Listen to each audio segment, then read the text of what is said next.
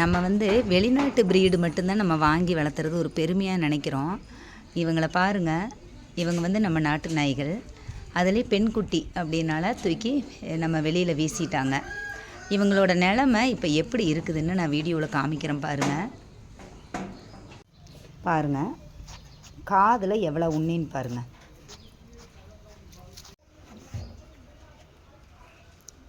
தெரியுதுங்களா?